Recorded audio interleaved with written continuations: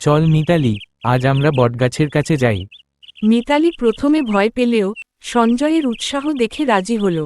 ভয় পেয়ে বলল, সঞ্জয়, আমার খুব ভয় করছে, চল ফিরে যাই। ঠিক সেই সময় তারা শুনতে পেল একটা ফিসফিস শব্দ। শব্দটা বটগাছের ডাল থেকে আসছিল। শব্দটা যেন তাদের নাম ধরে ডাকছে, কিন্তু এত অস্পষ্ট যে বোঝা যাচ্ছিল না। সঞ্জয় সাহসের সাথে এগিয়ে গেল গাছের গুড়ির পাশে।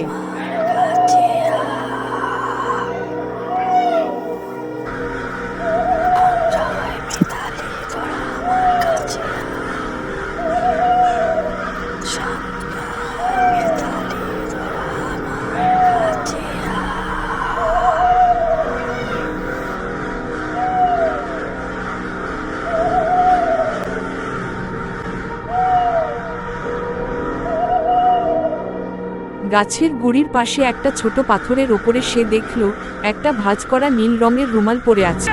আমার রুমালটা হারিয়ে গিয়েছিল, আমি এখন যেতে পারবো? মিতালি ভয়ে চোখ বন্ধ করে ফেলল, কিন্তু সঞ্জয় দেখল মেয়েটির চোখে কোনো ভয় বা রাগ নেই, আছে শুধু মুক্তি পাওয়ার আকুতি। সঞ্জয় দ্রুত রুমালটা মেয়েটির দিকে বাড়িয়ে দিল। মেয়েটি রুমালটা নিল, আর সেটার ভাঁজ খুলতেই রুমালটা থেকে হালকা নীল আলো বের হলো। তারপর মেয়েটি সেই আলোতেই মিশে গেল, আর ফিসফিস শব্দটাও থেমে গেল।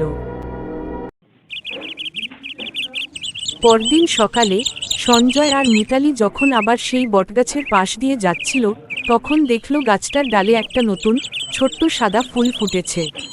আর তাদের মনে হলো তাদের ছোটবেলার ভয়টা এখন একটা শান্ত স্মৃতি হয়ে গেছে। তো বন্ধুরা, গল্পটি আপনাদের কেমন লাগলো?